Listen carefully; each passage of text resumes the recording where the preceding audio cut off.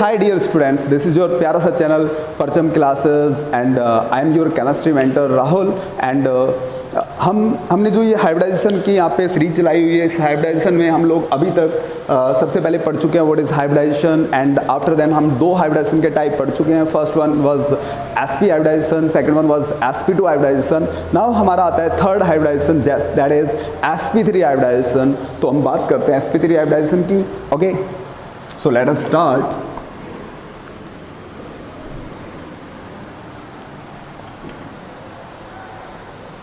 sp3 hybridization।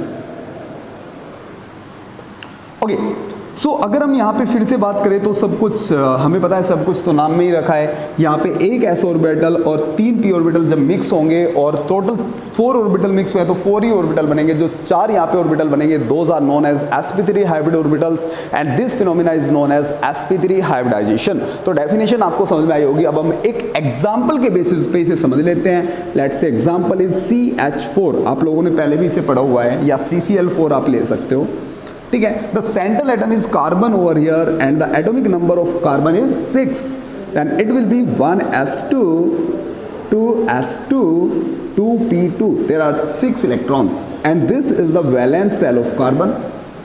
Now draw the orbital diagram of carbon. It will be there are 2 electrons in 2s and 2 electron in 2p, and this is 2s, this is 2p। अब देखो यहाँ पे carbon को कितने bond बनाने हैं, total 4 bond बनाने हैं, लेकिन यहाँ पे तो 2 ही बॉन्ड बन सकते हैं। तो फिर से वही कंसेप्ट, एक इलेक्ट्रॉन यहाँ से आ जाना चाहिए, लेकिन वो ऐसे नहीं जाएगा। पहले ये ऑर्बिटल आपस में मिक्स होंगे। एक p और 3 एक s और 3p ऑर्बिटल आपस में मिक्स हो रहे हैं, तो टोटल 4 ऑर्बिटल यहाँ पे बनेंगे 1 2 3 4 and these all orbitals are known as sp3 hybrid orbitals, sp3 sp3 and sp3। अब क्या होगा, इलेक्ट्रॉन यहाँ से यहाँ चला जाएगा और आने वाले H के 4 इलेक्ट्रॉन्स यहाँ पे आके बॉन्ड फॉर्मेशन कर लेंगे।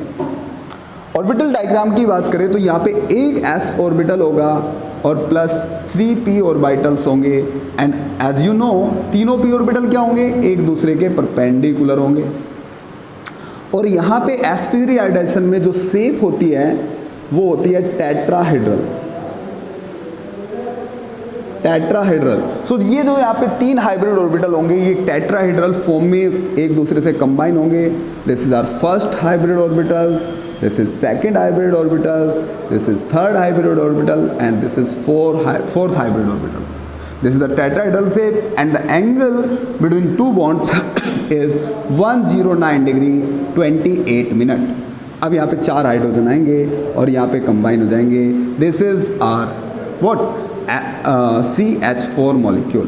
कुछ ऐसे होगा, कार्बन यहाँ पे है, कार्बन 4 बॉन्ड कुछ ऐसे बनाएगा हाइड्रोजन के साथ और ये एंगल होगा 109 डिग्री 28 मिनट। और यहाँ पे इस स्ट्रक्चर को हम बोलते हैं टेट्राहेड्रल स्ट्रक्चर।